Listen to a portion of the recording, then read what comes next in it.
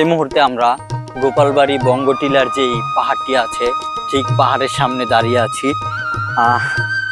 আসলে নেত্রকোনার এই সাইডটা সুন্দর, তবে বিজিবিরা আসলে কিছু লিমিট করে দিয়েছে, মানে লিমিটেশন করে দিয়েছে যে আমরা যারা পর্যটক আছি তারা হচ্ছে সব প্লেসগুলো ঘুরে দেখতে পাই না ওরকম ভাবে। ওরা রিস্ট্রিক্টেড লাগিয়ে রাখছে, যে কি বলবো আসলে খুবই বিশ্রী একটা অবস্থা। কিছু জায়গা আছে বাংলাদেশের মধ্যে পড়ছে, কিন্তু ওগুলো হচ্ছে ওরা ঘুরতে দেয় না। বুঝলাম না আসলে ভাই, এটা কি মানে মানুষ এত দূর থেকে কষ্ট করে আসে কিন্তু ওরা জাস্ট চোখ দিয়ে দেখতে পারে, তাও আবার 3 কিলোমিটার 4 কিলোমিটার দূর থেকে। মানে এইটা ওনাদের কাছে কিরকম একটা রুলস আমি আসলে বুঝলাম না।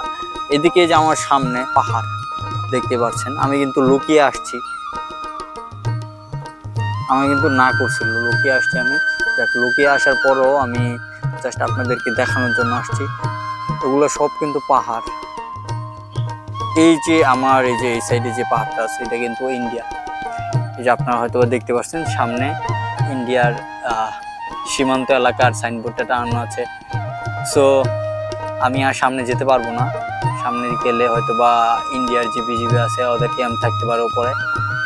দেন হচ্ছে ওরা ইন্ডিয়ার যে বিজিবি আছে ওদের ক্যাম্প থাকতে পারে।